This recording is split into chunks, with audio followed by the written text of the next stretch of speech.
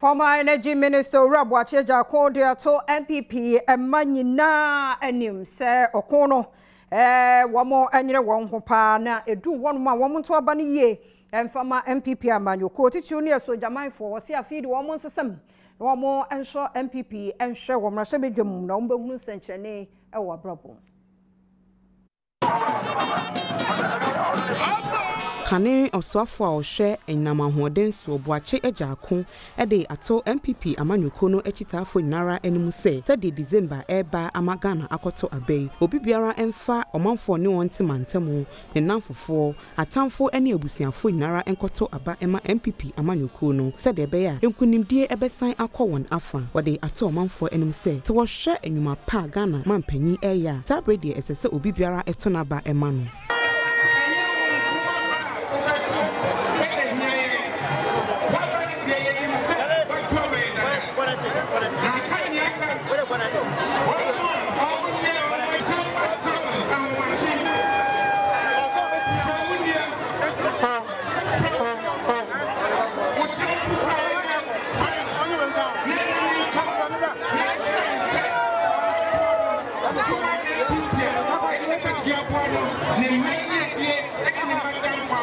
Domfrefo ema MPP amanyoko no ewo apuye mantemu kwame kodua de ato emrahye bedwani owo honom animu se ogidi ye pa se waye mpuntunuma bi ewo honom a wo ma abonten no mekire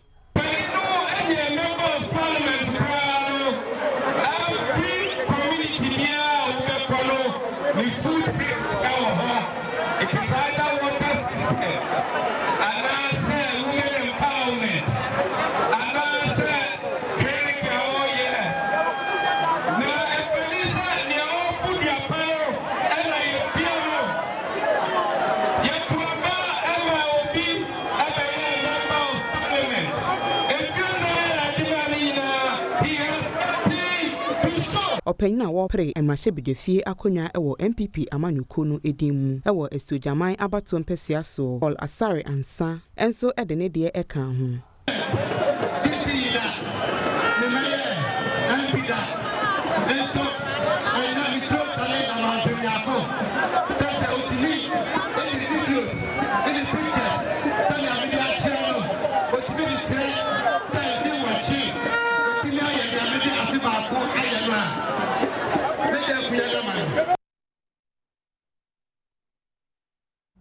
Mianyira no so Badwam kasia no pe ya hana brema kwan na ye de asie midin afia amankwa tamaklo ye kwa agudie mo nsam Professor Ike Wallace bebe na ye joada ahose penso ebeba Sister Sandy B eye guy e de beba mame san na wasibiem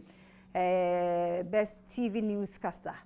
afia amankwa tamaklo nyamishira wo ka ho bi ne aduru bebe ye dru nti nyamishira wo papa ye ko na agudie mo nsam ato aso